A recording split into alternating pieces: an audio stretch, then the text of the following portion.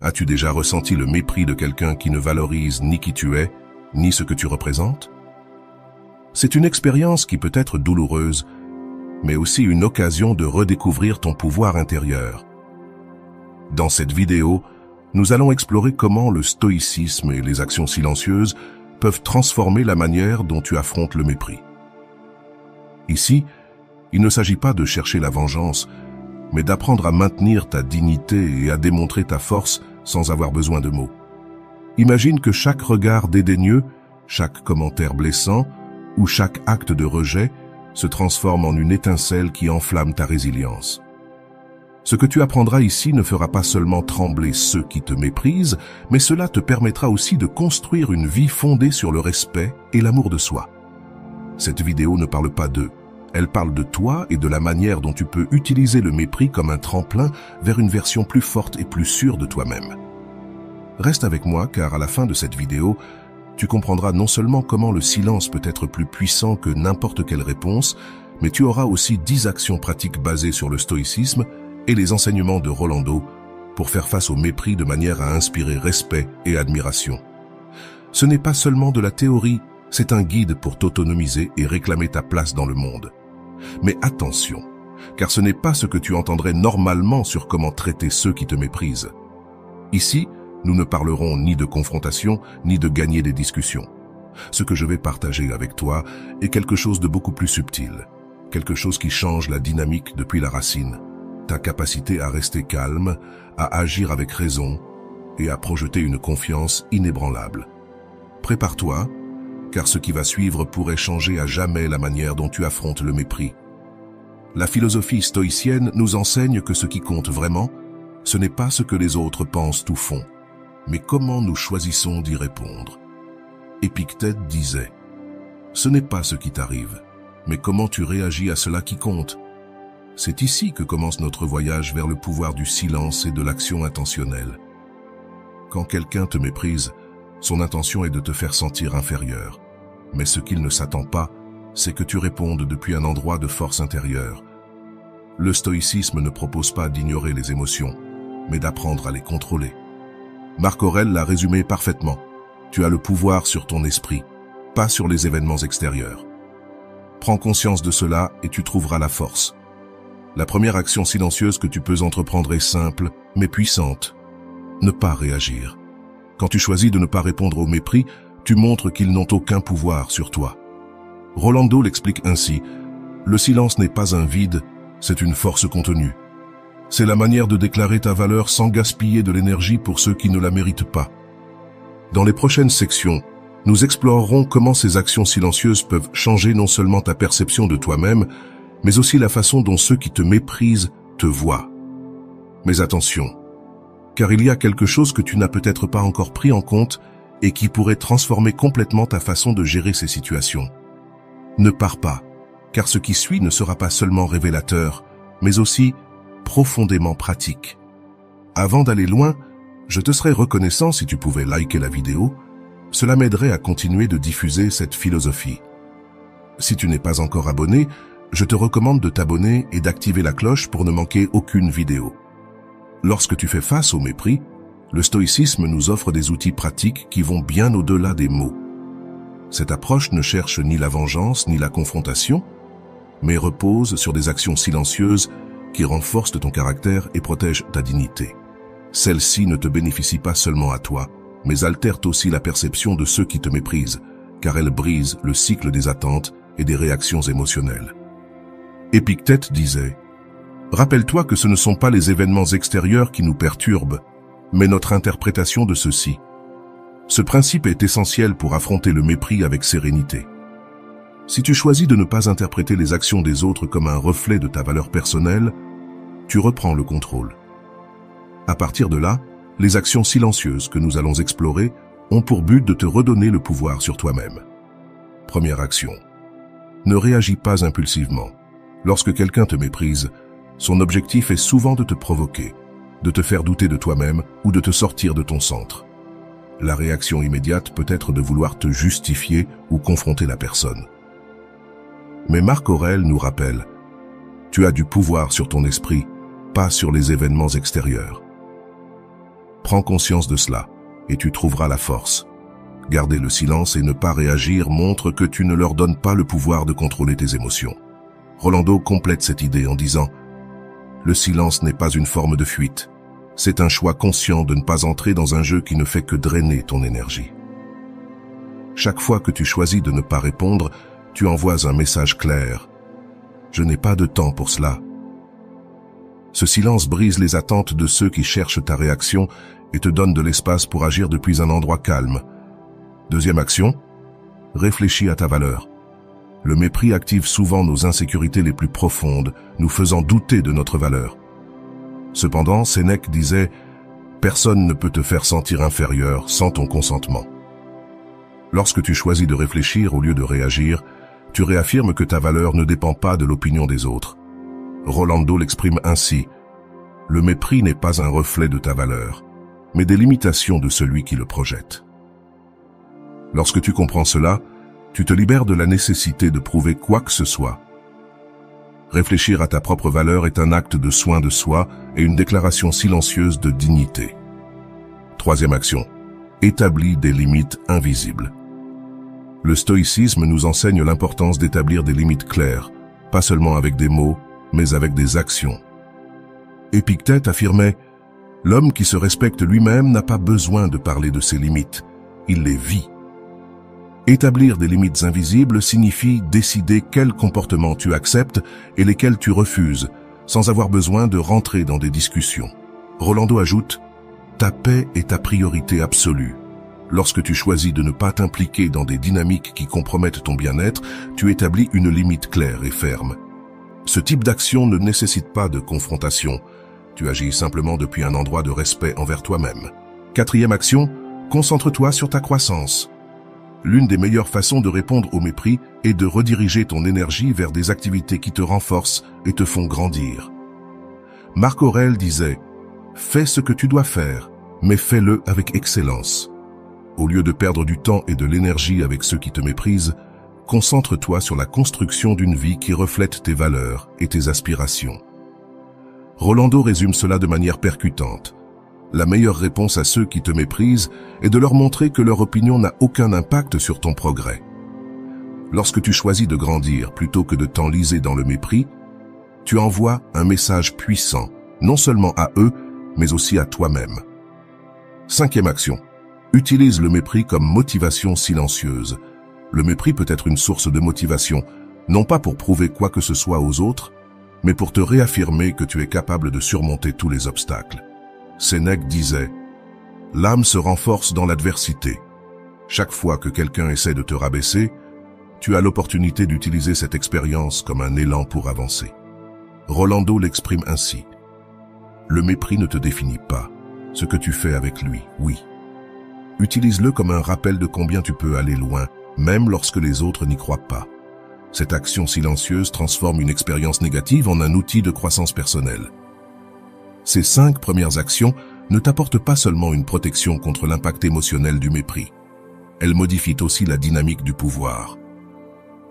En ne réagissant pas impulsivement, en réfléchissant à ta valeur, en établissant des limites invisibles, en te concentrant sur ta croissance et en utilisant le mépris comme motivation, tu montres que tu n'es pas seulement fort, mais aussi résilient. Dans la prochaine partie, nous explorerons 5 actions supplémentaires qui te permettront d'approfondir encore ces pratiques et de renforcer ta capacité à affronter n'importe quel mépris avec sérénité et dignité. Parce que ce qui vient ne te donnera pas seulement du pouvoir, mais te montrera aussi comment ces actions silencieuses peuvent transformer non seulement tes relations, mais ta vie entière. Dans cette section, nous continuerons d'explorer les actions silencieuses qui peuvent faire trembler ceux qui te méprisent, mais plus important encore, renforcer ton caractère et ta dignité. Ces 5 dernières actions sont conçues pour transformer non seulement la manière dont tu gères le mépris, mais aussi la façon dont tu te perçois. Ce sont des outils pratiques inspirés de la philosophie stoïcienne et des principes de l'amour de soi que Rolando enseigne. 6e action. Sois comme une pierre grise. La technique de la pierre grise est une stratégie de détachement émotionnel. Lorsque quelqu'un tente de te provoquer par le mépris, agir comme une pierre grise signifie adopter une posture neutre, presque indifférente, qui ne génère pas de combustible supplémentaire pour le conflit. Épictète le disait ainsi, « Ne permets pas que les actions des autres te volent ta sérénité ». Rolando complète cette idée. Être comme une pierre grise ne signifie pas ignorer tes émotions, mais les protéger de ceux qui ne savent pas les valoriser. Cette action montre que tes réactions ne sont pas nécessaires pour que les autres se valident.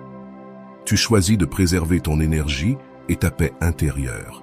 7e action. Construis une vie qui inspire le respect. Au lieu de te concentrer sur ceux qui te méprisent, concentre-toi sur la construction d'une vie qui reflète tes valeurs et tes objectifs. Marc Aurèle disait « Vis comme si le monde te regardait, mais pas pour l'impressionner, plutôt pour être en paix avec toi-même. » Ce principe t'invite à agir avec authenticité et but, sans te soucier des opinions des autres. Rolando affirme « Ta plus grande victoire n'est pas de prouver quoi que ce soit aux autres, mais de créer une vie qui parle d'elle-même. En construisant une vie riche en expériences et en réussite personnelle, tu montres que leur mépris ne définit pas ton chemin. » 8e action, pratique l'autocompassion. Lorsque quelqu'un te méprise, il est facile de tomber dans l'auto-jugement. Regarde-toi avec des yeux compréhensifs, surtout dans les moments difficiles. Cette action silencieuse te permet de te reconnecter à toi-même et de guérir de l'intérieur. 9e action, apprends à lâcher prise. Le stoïcisme nous enseigne que s'accrocher à des émotions ou des pensées négatives nous fait plus de mal que l'événement lui-même. Épictète disait « Ce qui te perturbe, ce n'est pas les faits, mais comment tu t'y accroches. » Lâcher prise du mépris des autres ne signifie pas l'ignorer, mais se libérer de son impact. Rolando l'exprime ainsi « Lâcher prise n'est pas oublier ce qui s'est passé, mais décider que cela n'a plus de pouvoir sur toi. C'est un acte d'amour propre. Ce processus n'est pas immédiat, mais chaque fois que tu choisis de lâcher prise, tu te libères d'un fardeau inutile. » 10e action, cultive le silence intérieur.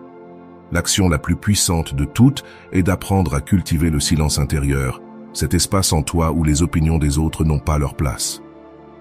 Marc Aurèle le disait ainsi, « Cherche refuge dans ton esprit où tu trouveras calme et liberté. » Ce silence n'est pas seulement l'absence de bruit extérieur, mais une connexion profonde avec toi-même. Rolando explique, « Le silence intérieur est ta plus grande force. C'est là que tu trouves la clarté et que tu te rappelles qui tu es, indépendamment de ce que les autres pensent ou disent. » Pratiquer ce silence est un acte continu qui façonne la manière dont tu affrontes le monde.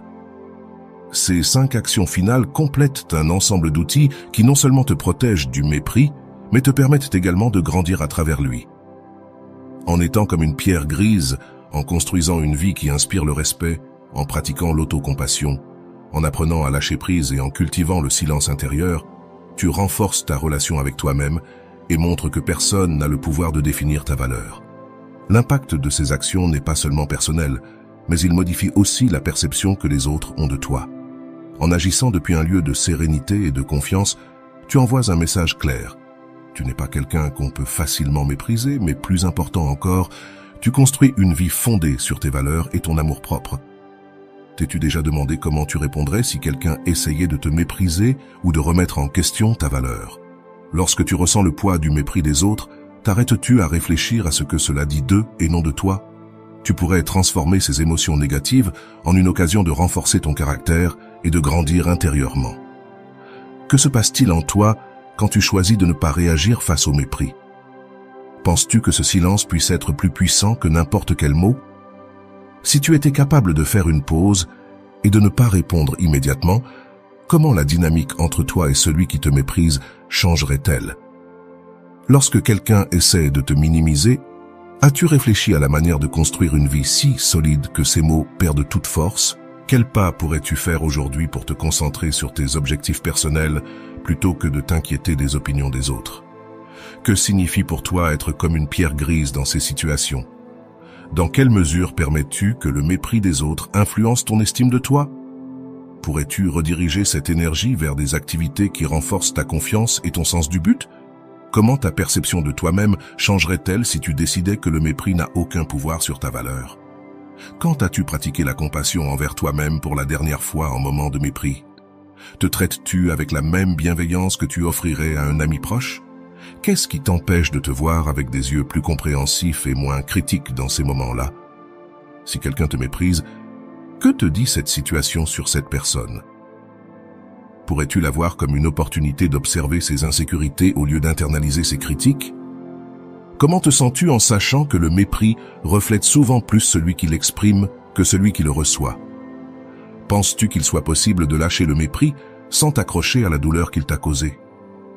Si tu pouvais laisser partir les paroles ou actions de ceux qui te méprisent, quel espace émotionnel pourrais-tu libérer dans ta vie? Es-tu prêt à lâcher le poids de ce que tu ne peux pas changer?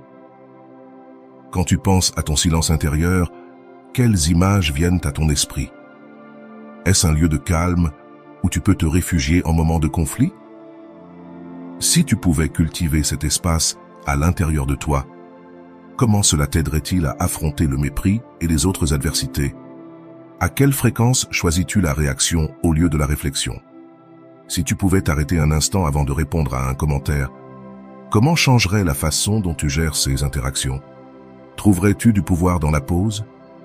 Si ceux qui te méprisent s'attendent à te voir tomber, quel impact aurait-il de te voir continuer avec dignité et sérénité? Comment leur montrer, par tes actions, qu'ils n'ont pas le contrôle sur toi, même s'ils pensent l'avoir? Comment intégrer ces actions dans ta vie quotidienne, non seulement dans les moments de conflit, mais comme un reflet constant de ta force intérieure? Que signifie pour toi vivre une vie qui inspire le respect et ne dépend pas de l'approbation externe? Que ferais-tu différemment si tu savais que ta réaction au mépris n'est pas une obligation mais un choix? Comment ta vie changerait-elle si tu voyais chaque interaction comme une occasion de réaffirmer ta paix intérieure et ton amour propre? Ces questions sont une invitation à réfléchir et, plus important encore, à agir. Les actions silencieuses que nous avons explorées ne sont pas des théories abstraites. Ce sont des outils que tu peux utiliser dès aujourd'hui pour transformer la façon dont tu affrontes le mépris et comment tu te relates à toi-même. Es-tu prêt à faire ce pas? Clara avait toujours été une personne en quête de validation des autres.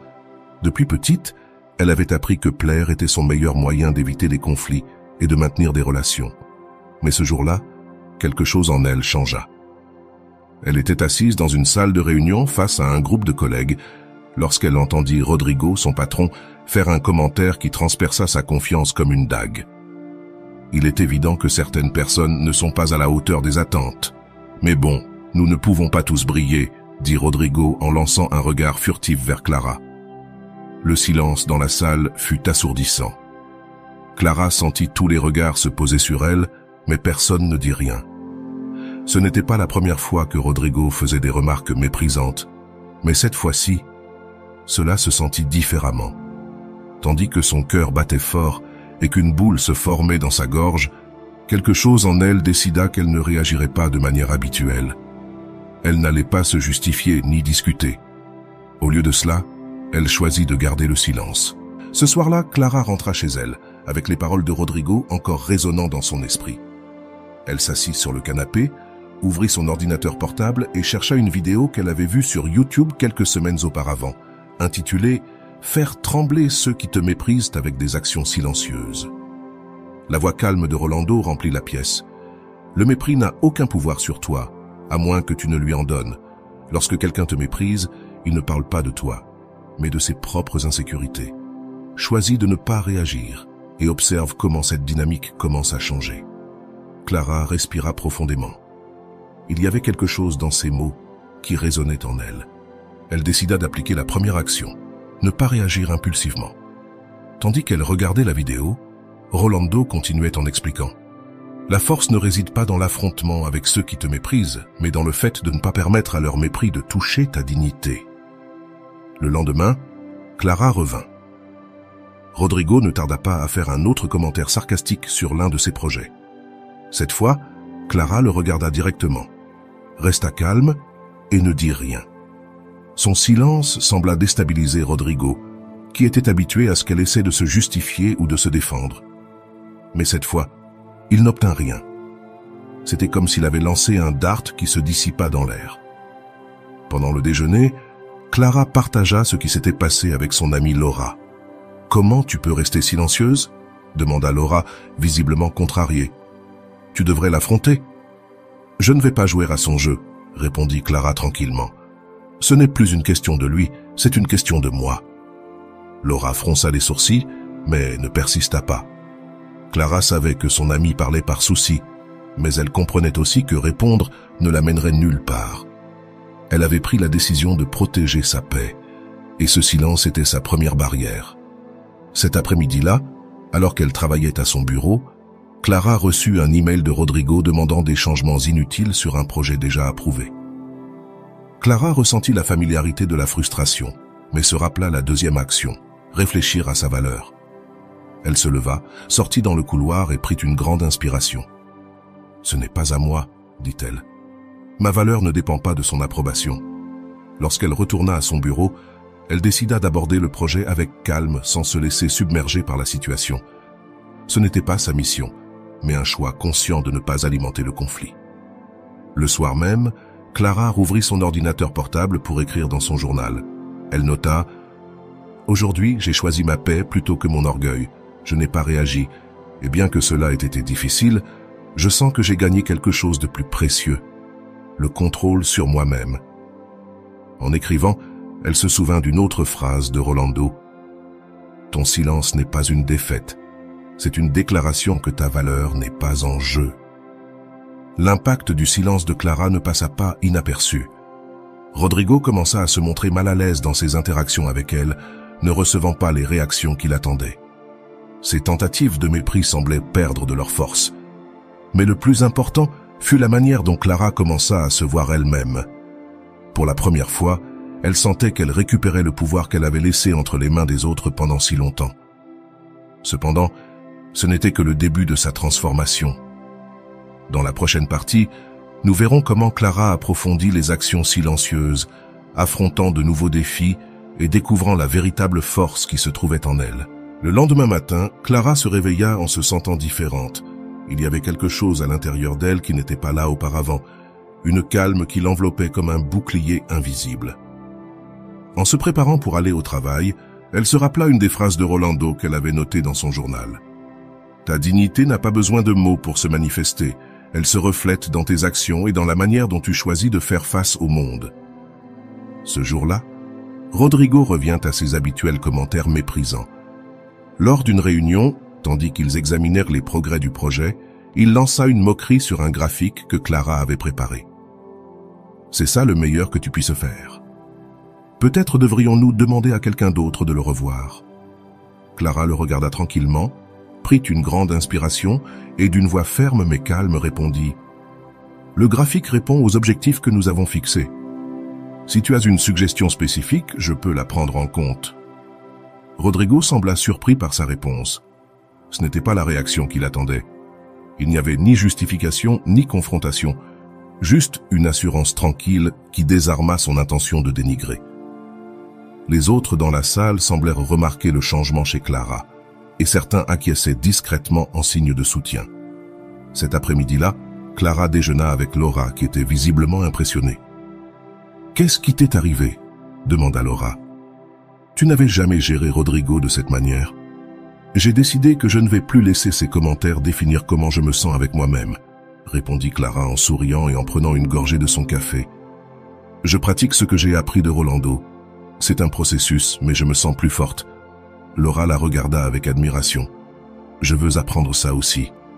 Tu m'inspires, Clara. » Au cours des semaines suivantes, Clara commença à appliquer davantage des actions silencieuses qu'elle avait apprises.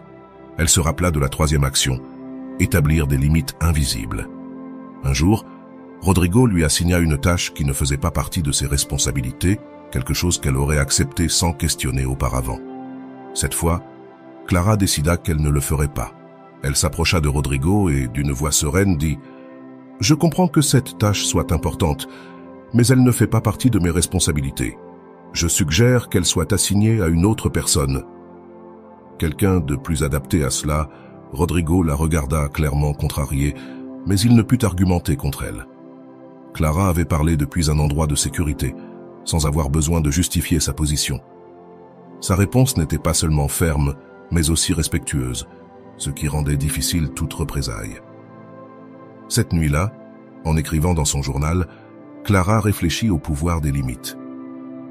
Aujourd'hui, j'ai appris que dire non est une façon de protéger mon temps et mon énergie, Je n'ai pas besoin de justifier mes limites. Je dois simplement les respecter. Elle sentait qu'au fur et à mesure, elle reprenait le contrôle de sa vie. L'impact de sa transformation ne se reflétait pas seulement dans sa relation avec Rodrigo, mais aussi dans la façon dont elle se percevait elle-même. Elle décida de s'inscrire à un cours de design graphique avancé, quelque chose qu'elle avait reporté pendant des années. Elle savait que sa croissance professionnelle était une manière de réaffirmer sa valeur, non pour les autres, mais pour elle-même. Lors d'une conversation avec Laura, elle partagea sa décision. « Je veux continuer à grandir, pas pour prouver quoi que ce soit à Rodrigo ou à qui que ce soit, mais parce que je veux être fière de ce que je fais. C'est la Clara que j'ai toujours voulu être. » Laura sourit. « Je suis tellement fière de toi. » En avançant dans son processus, Clara se rappela de la 4e action, utiliser le mépris comme motivation silencieuse. Au lieu de laisser les commentaires de Rodrigo la freiner, elle les utilisa comme un rappel que sa valeur ne dépendait pas de lui. Chaque jour où elle choisissait d'avancer malgré ses commentaires, elle sentait qu'elle gagnait. Un après-midi, tandis qu'elle revoyait quelques rapports, Rodrigo s'approcha d'elle avec une attitude étonnamment conciliatrice. « Clara, je voulais te dire que ton travail sur le dernier projet était excellent. Beau travail. » Clara le regarda, surprise par ces mots. Elle savait que ce n'était pas des excuses, mais elle ne s'attendait pas non plus à recevoir un compliment de sa part. « Merci, Rodrigo. J'apprécie que tu le reconnaisses. » Sa réponse fut simple, sans émotion excessive ni sarcasme. Cette nuit-là, en écrivant dans son journal, Clara réfléchit à ce qui s'était passé. « Je ne sais pas si Rodrigo a vraiment changé, mais cela n'a plus d'importance. Ce qui est important, c'est que moi, j'ai changé. Je n'ai plus besoin de son approbation et cela, c'est libérateur. » La transformation de Clara ne résidait pas seulement dans sa relation avec Rodrigo, mais aussi dans la manière dont elle faisait face aux défis quotidiens. Elle apprenait à lâcher prise, à ne pas s'attacher aux commentaires négatifs et à concentrer son énergie sur ce qui comptait vraiment, sa croissance et sa paix intérieure. Dans la prochaine partie, nous verrons comment Clara porte ses enseignements à un nouveau niveau, affrontant des défis encore plus grands et découvrant le véritable pouvoir des actions silencieuses. Un mois après que Clara ait commencé à appliquer les actions silencieuses apprises, les changements dans sa vie étaient évidents. Elle n'avait pas seulement transformé sa relation avec Rodrigo, mais elle avait aussi renforcé sa confiance en elle et redéfini ses priorités. Cependant, un nouveau défi allait mettre à l'épreuve tout ce qu'elle avait appris. Un matin, alors que Clara consultait quelques mails, elle en reçut un de la part des ressources humaines, convocation à une réunion d'évaluation. C'était quelque chose de courant dans son entreprise, mais le nom de Rodrigo, en tant que membre du panel d'évaluateurs, la préoccupa. Elle savait qu'il avait une influence considérable sur ses décisions, et la possibilité qu'il utilise son pouvoir contre elle la rendit nerveuse. Clara ferma le mail et respira profondément. Elle se souvint de la 5e action silencieuse, cultiver le silence intérieur. Elle se dit à elle-même, « Je ne peux pas contrôler ce qu'il fait ou dit, mais je peux contrôler comment je choisis d'affronter cette situation. » Cet après-midi-là, elle décida de préparer ses notes et ses réalisations calmement, en se concentrant sur ce qui était sous son contrôle. Le jour de la réunion, Clara entra dans la salle avec une attitude calme et confiante. Rodrigo était là, avec 2 autres évaluateurs. Ils commencèrent à examiner ses performances, et pendant qu'ils parlaient, Rodrigo fit un commentaire subtilement dépréciatif. « Il semble que Clara ait eu quelques hauts et quelques bas, mais je suppose que nous apprenons tous, n'est-ce pas ?» Clara ressentit un pincement de contrariété, mais au lieu de réagir, elle choisit de répondre avec sérénité. « Il est vrai que nous sommes tous en apprentissage, et dans mon cas, j'ai utilisé ces moments comme des opportunités pour m'améliorer. Voici quelques exemples concrets de la façon dont j'ai surmonté ces défis. » En exposant ses réalisations, Clara remarqua que les autres évaluateurs semblaient impressionnés par sa préparation et son professionnalisme. Même Rodrigo resta silencieux. Sans trouver d'espace pour l'interrompre, à la fin de la réunion, l'un des évaluateurs commenta « Clara, tu montres une croissance notable. Continue comme ça. » Lorsqu'elle sortit de la salle, Clara ressentit un mélange de soulagement et de fierté. Elle avait affronté le défi avec dignité et avait gardé le contrôle de ses émotions. Ce soir-là, elle écrivit dans son journal « Aujourd'hui, j'ai appris que la meilleure manière d'affronter le mépris est de laisser mes actions parler pour moi. Le silence n'est pas de la passivité, c'est du pouvoir. Quelques jours plus tard, Laura l'invita à prendre un café pour célébrer la fin de l'évaluation. « Comment tu t'es sentie ?» demanda Laura en prenant une gorgée de son latte. « Honnêtement, nerveuse au début, mais à la fin, j'ai senti que j'étais prête. Rodrigo a essayé de me faire vaciller, mais il n'a pas pu. Je crois qu'il comprend enfin qu'il n'a plus de pouvoir sur moi. »« C'est incroyable, » répondit Laura. « Vraiment, tu es un exemple. » Laura sourit avec admiration. « Tu sais, je crois que j'ai aussi besoin d'appliquer ces actions dans ma vie. » Clara rit doucement. « C'est un processus, mais ça en vaut la peine. Je me sens plus en paix avec moi-même que jamais. » Les semaines passèrent, et Clara commença à remarquer que Rodrigo interagissait avec elle différemment. Il ne faisait plus de remarques méprisantes ni ne tentait de la rabaisser en public. Bien qu'il soit toujours réservé, son attitude envers elle semblait plus neutre, presque respectueuse. Clara savait que ce n'était pas parce qu'il avait changé, mais parce que son comportement ne suscitait plus les réactions qu'il attendait. Un après-midi, alors que Clara rangeait quelques papiers sur son bureau, Rodrigo s'approcha. « Clara, je voulais te remercier pour ton travail sur le dernier projet. Tu as très bien travaillé. » Clara leva les yeux, surprise. « Merci, Rodrigo. J'apprécie beaucoup. » Ce fut une interaction brève, mais significative. Clara comprit qu'elle n'avait pas besoin de sa validation, mais que cette reconnaissance était un signe que sa transformation avait eu un impact, même sur lui. Ce soir-là, alors que Clara réfléchissait à tout ce qui s'était passé ces derniers mois, elle ressentit une profonde gratitude envers elle-même d'avoir choisi le chemin du silence et de la force. Elle se souvint des paroles de Rolando. « Le mépris ne peut pas te toucher lorsque tu décides que ta paix intérieure est plus importante que toute opinion extérieure. » Clara avait appris à être la protagoniste de sa propre histoire et non la victime des actions des autres. Elle avait utilisé le mépris comme un outil pour grandir et redécouvrir sa valeur. Maintenant, elle savait que, peu importe combien de Rodrigo s'apparaîtraient dans sa vie, elle aurait toujours le pouvoir de choisir comment les affronter. Dans les semaines suivantes, Clara partagea ce qu'elle avait appris avec d'autres collègues qui avaient aussi été victimes du comportement de Rodrigo. Sans chercher la vengeance ni encourager le conflit, elle leur montra simplement comment les actions silencieuses pouvaient être une réponse plus puissante que n'importe quelle confrontation. Un jour, Laura lui demanda « Tu te rends compte de combien tu as changé, Clara? Avant, tu aurais évité toute situation avec Rodrigo, mais maintenant tu inspires les autres. » Clara sourit et répondit « Ce qui compte, ce n'est pas comment les autres te traitent, mais comment tu choisis de te traiter toi-même.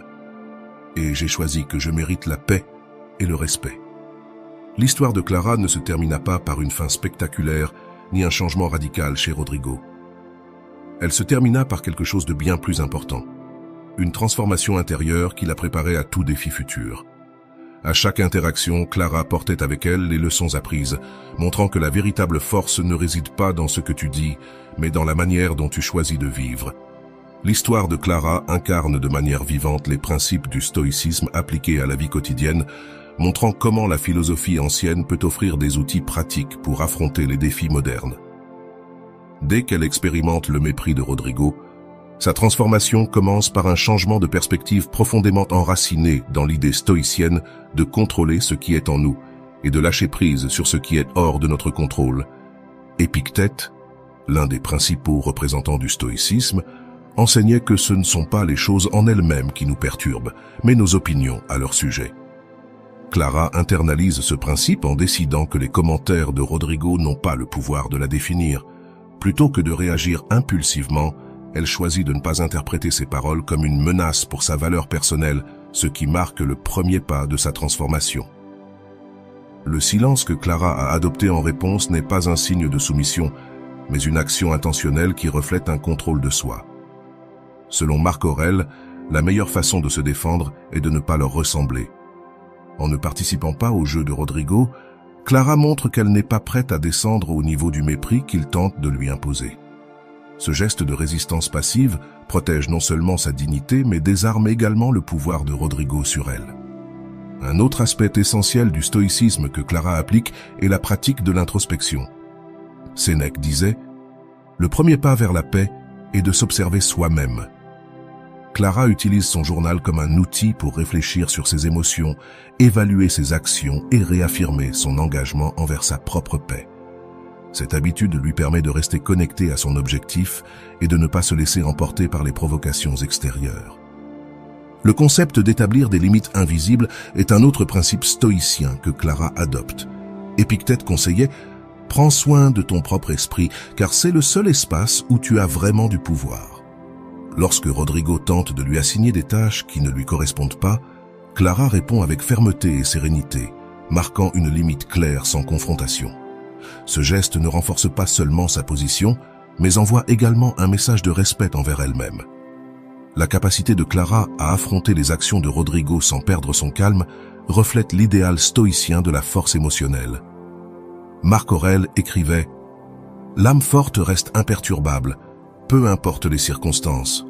À travers son silence et sa sérénité, Clara démontre cette force, transformant chaque interaction avec Rodrigo en une occasion de pratiquer le contrôle de soi et la patience. Clara montre aussi comment le mépris peut être utilisé comme un outil de croissance personnelle. Sénèque disait « L'adversité est un terrain fertile pour la vertu ». Plutôt que de permettre aux commentaires de Rodrigo de la décourager, Clara les utilise comme une motivation pour se concentrer sur son développement professionnel et personnel. En s'inscrivant à un cours de design graphique avancé, Clara montre que son énergie est dirigée vers son progrès, pas vers son détracteur. L'impact du silence de Clara sur Rodrigo reflète également un principe stoïcien. L'indifférence envers les autres est la meilleure façon de leur enseigner. En ne réagissant pas comme prévu, Clara oblige Rodrigo à réévaluer son comportement. Bien que ce changement chez lui puisse ne pas être immédiat ni permanent, son incapacité à déstabiliser Clara montre qu'il a perdu le contrôle qu'il avait sur elle. Clara applique aussi le concept de lâcher-prise, l'un des piliers du stoïcisme.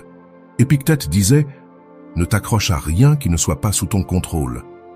En abandonnant le besoin de justifier ses actions ou de chercher l'approbation de Rodrigo, Clara se libère du poids émotionnel de ses interactions avec lui. Cette action ne la renforce pas seulement, mais la prépare également à affronter de futurs défis avec plus de résilience. L'utilisation par Clara de son journal comme un outil de réflexion est aussi un exemple de l'importance accordée par le stoïcisme à l'écriture et à l'auto-évaluation.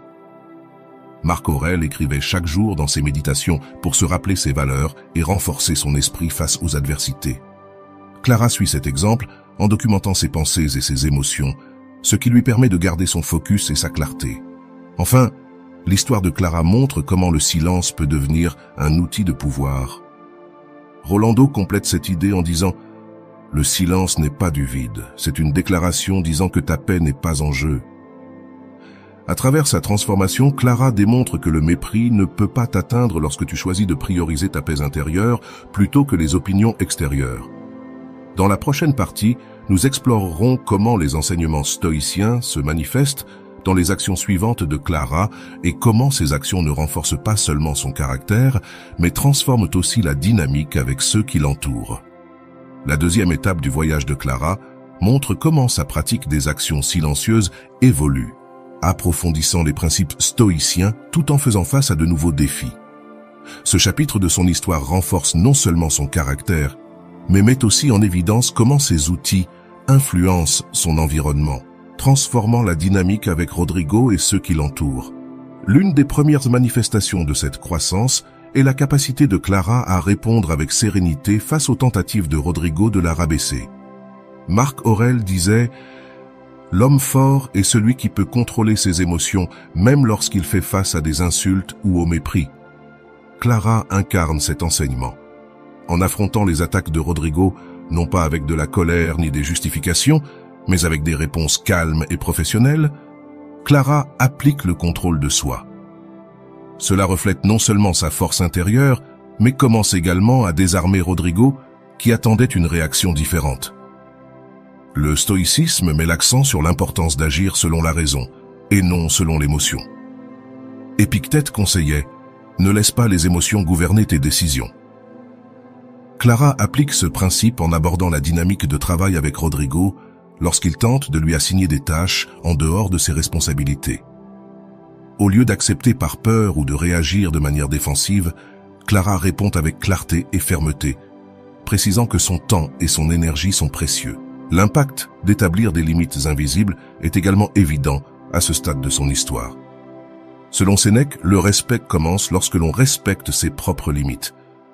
Clara comprend qu'il n'est pas nécessaire de crier ou de confronter pour poser des limites. Ses actions, comme refuser des tâches inappropriées et se concentrer sur ses objectifs, parlent d'elle-même. Cette approche montre que le véritable pouvoir ne réside pas dans l'imposition de sa volonté sur les autres, mais dans la manière de vivre selon ses valeurs. Clara commence également à utiliser le mépris comme motivation pour progresser. Marc Aurèle écrivait « Tout ce qui se passe est une occasion de pratiquer la vertu ».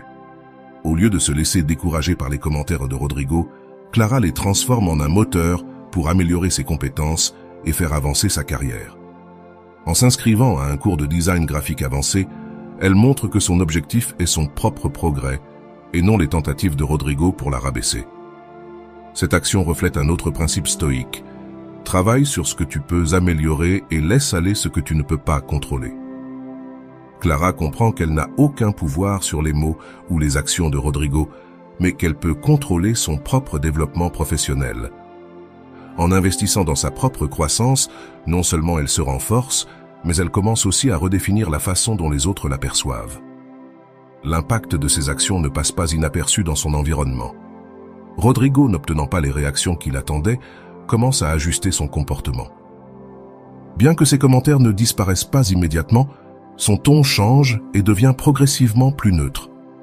Cela reflète un principe clé du stoïcisme. Lorsque tu changes de comportement, tu forces les autres à reconsidérer le leur.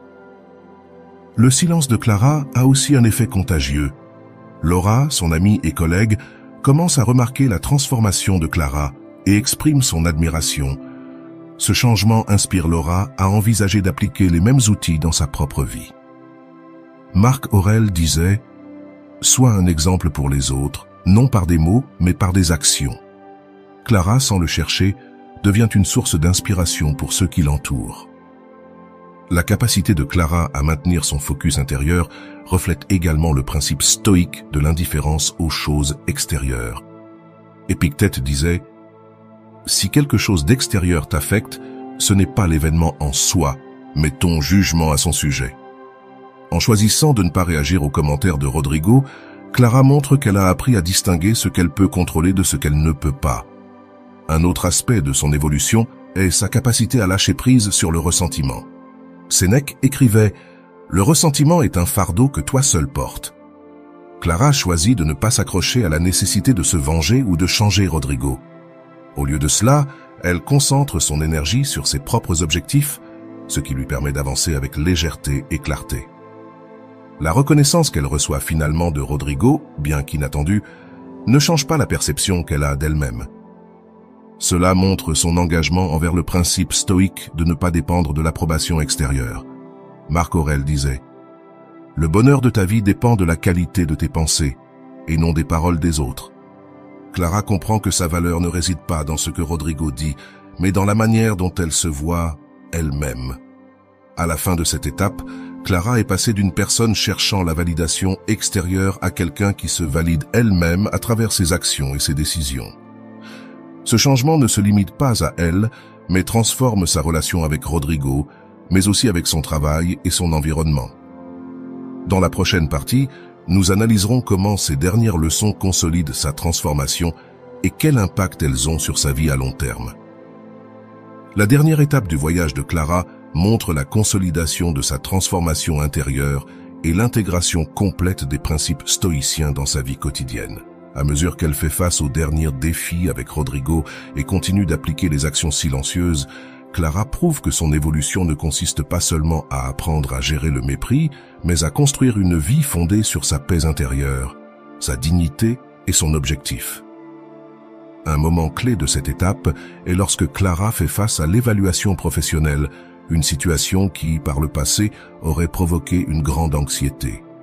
Épictète disait « Ne t'inquiète pas de ce que les autres pensent de toi, inquiète-toi de ce que toi tu penses de toi-même. » Clara applique ce principe en préparant son évaluation depuis un endroit de calme, sans se concentrer sur ce que Rodrigo pourrait dire, mais sur ce qu'elle sait avoir accompli. Cela reflète un profond changement dans son approche mentale.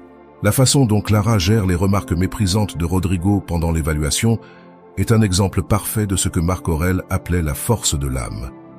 Il disait « Sois comme un rocher contre lequel les vagues frappent, mais qu'elles ne déplacent pas ». Clara répond à ces critiques avec sérénité et professionnalisme, montrant que son estime d'elle-même ne dépend plus de l'opinion de Rodrigo ni de sa capacité à la dénigrer. Un aspect fascinant de cette étape est la manière dont le silence de Clara transforme sa relation avec Rodrigo. Ne recevant pas les réactions qu'il attend, il commence à changer son attitude envers elle, montrant une reconnaissance qui, bien que subtile, fait une différence. Cela reflète le principe stoïcien selon lequel la meilleure manière de faire face à ceux qui te méprisent est de ne pas leur ressembler. Clara ne cherche ni vengeance ni approbation. Elle agit simplement depuis un lieu d'authenticité et de sécurité. Clara continue également de progresser dans son développement personnel et professionnel, en s'inscrivant à de nouveaux cours et en partageant ce qu'elle a appris avec ses collègues. Cicéron disait « La vertu ne doit pas seulement être vécue, mais partagée ». En inspirant d'autres personnes comme Laura, Clara démontre que sa transformation a non seulement un impact sur elle-même, mais aussi sur ceux qui l'entourent. Elle devient un exemple de la façon de gérer les adversités avec dignité et force. La fin de l'histoire de Clara ne réside pas dans le changement de Rodrigo, mais dans la libération émotionnelle qu'elle atteint. Cela reflète l'un des piliers du stoïcisme. Le véritable triomphe ne réside pas dans le changement des autres, mais dans le changement de soi-même. Clara ne se définit plus par les commentaires ou les attitudes de Rodrigo, mais vit une vie qui reflète ses valeurs, ses objectifs et son amour-propre. Réflexion socratique pour vous. T'es-tu demandé comment tu réagirais si tu étais à la place de Clara? Que ferais-tu si quelqu'un dans ton entourage essayait constamment de te dénigrer? Penses-tu que le silence et la sérénité pourraient être plus efficaces qu'une confrontation directe? Comment te sentirais-tu en prenant le contrôle de tes émotions au lieu de laisser les autres le faire pour toi? Que signifie pour toi poser des limites invisibles dans ta vie? Pourrais-tu communiquer ta valeur et ton respect envers toi-même sans avoir besoin d'explications ou de confrontation? Comment changerait la dynamique de tes relations si tu agissais depuis un lieu de calme et d'autocontrôle, comme Clara? Si quelqu'un essayait de te dénigrer aujourd'hui, te concentrerais-tu sur la démonstration de ta valeur ou choisirais-tu de te prouver à toi-même que son opinion ne définit pas qui tu es? Quelles ressources as-tu à ta disposition pour faire face à ces situations? Comment pourrais-tu utiliser le mépris comme une opportunité de grandir plutôt que de laisser cela te stopper? Quand tu regardes à l'intérieur de toi, trouves-tu un endroit de silence intérieur où les opinions extérieures n'ont pas de poids? Si ce n'est pas le cas, que pourrais-tu faire pour le cultiver? Quelle serait ta vie si tu apprenais à maintenir cet espace sacré où seul toi décides de ta valeur? Et voilà, j'espère que vous avez trouvé beaucoup de valeur dans cette vidéo. Merci d'être resté jusqu'à la fin de cette vidéo. J'adore quand vous faites ça. Si vous avez bien compris les enseignements de cette vidéo, vous pouvez écrire en commentaire « Je choisis de garder le silence ». J'espère vous revoir dans une autre vidéo.